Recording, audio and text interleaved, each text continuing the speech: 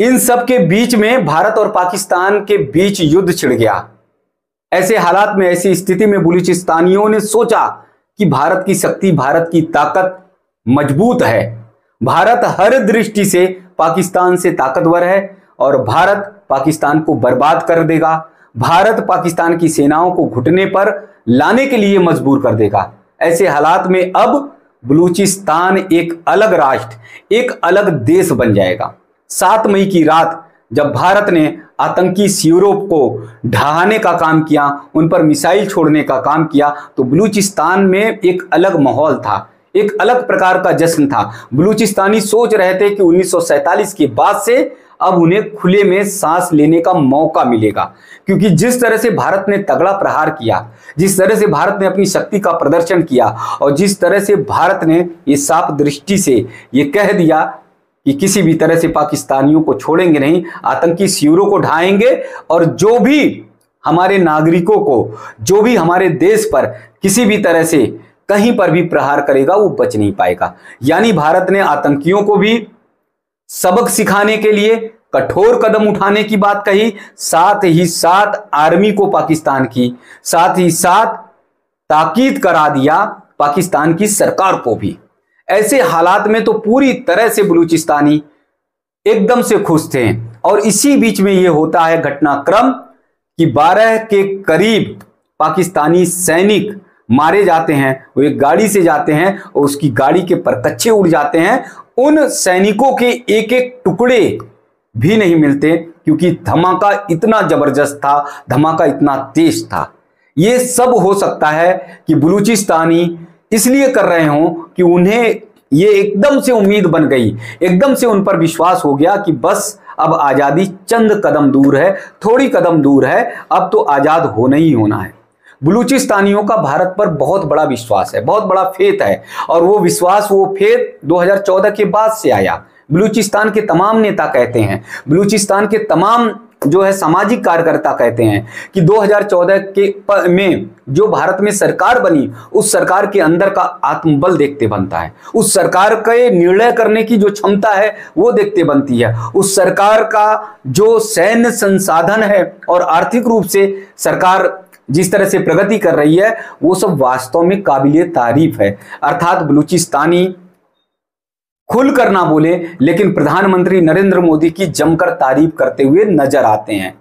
इसीलिए बलूचिस्तानी ये सोच रहे थे कि बस अब उन्हें स्वतंत्र होने में, आजाद होने में कोई रोक नहीं पाएगा। और इसीलिए एक प्रसिद्ध राइटर, लेखक मीर यार ने तुरंत ही स्वतंत्र राज्य की घोषणा कर दी, स्वतंत्र राष्ट्र की घोषणा कर दी, और उन्होंने एक्स पर एक बहुत बड़ा आर्टिकल लिख डाला। उस आर्टिकल में लिखा कि अब बलूचिस्तानी को एक अलग राष्ट्र के रूप में घोषित किया जाए, संयुक्त राष्ट्र की शांति सेना पहुंचे और यहां से पाकिस्तान के जो आर्मी है, पाकिस्तान के जो सैनिक हैं, उन्हें यहां से भगाने का काम किया जाए।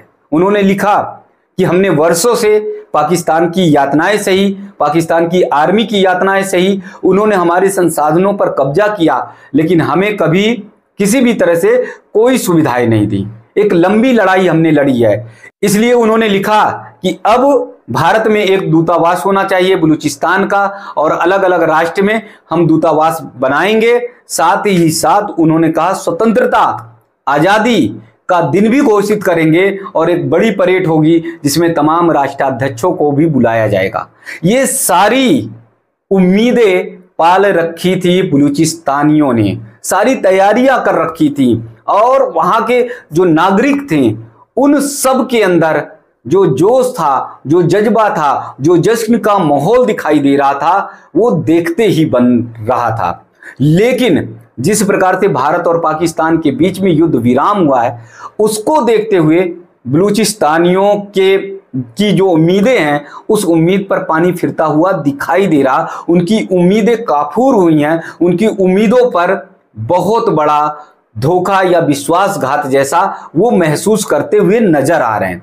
अब ऐसे हालात में भारत और पाकिस्तान का युद्ध जो विराम हुआ है, रुका है, तो इसके पीछे, इसके बाद की क्या स्थिति होगी, उस पर बलूचिस्तानी गौर करेंगे। साथ ही साथ आगे फिर वो रणनीति बनाएंगे, क्योंकि बलूचिस्तानी लड़ाके हैं, संघर्ष करने वाले हैं, बहुत मजबूती से, बहुत हिम्मत से वो लंबे समय से संघर्ष करते आ रहे हैं पाकिस्तान के खिलाफ। उन्होंने मोर्चा खोला हुआ है। इस स्थिति में वो निश्चित तौर पर फिर संघर्ष करेंगे, क्योंकि 1971 में जब पूर्वी पाकिस्तान का एक हिस्सा बांग्लादेश के रूप में बना, तब भी बलूचिस्तानियों ने आजादी की उम्मीद लगाए रखी थी, लेकिन उनके पास अभी इतनी ताकत नहीं है, उनके पास इतनी शक्ति नहीं है। पाकिस्तान की जो आर्मी है वो आर्मी मजबूत स्थिति से बलूचिस्तान में मौजूद है। इसके कारण से बलूचिस्तान 1971 में भी आजाद नहीं हो पाया।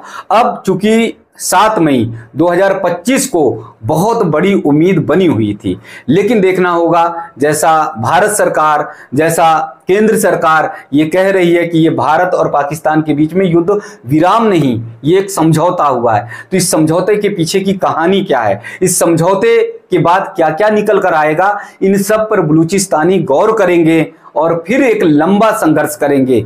स्थितियां पल पल बदलती हुई अभी वर्तमान समय में नजर आ रही हैं, और केंद्र सरकार जो है भारत में, वो लंबे समय से 11 वर्ष तक करीब करीब भारत को मजबूत करने में, भारत को सुदृढ़ करने में, सैन्य व्यवस्थाओं में बहुत कुछ मजबूत करने में हमेशा साथ में रही है। ऐसे हालात में बलूचिस्तानियों को उम्मीद है एक ना एक दिन वो आज़ादी की सुबह देखेंगे, एक ना एक दिन वो स्वतंत्रता की सुबह देखेंगे। उनका एक अलग फ्लैग होगा, उनका एक अलग राष्ट्रगान होगा, उनके अलग अलग देशों में राजदूत जाएंगे और वो खुली सांस ले पाएंगे।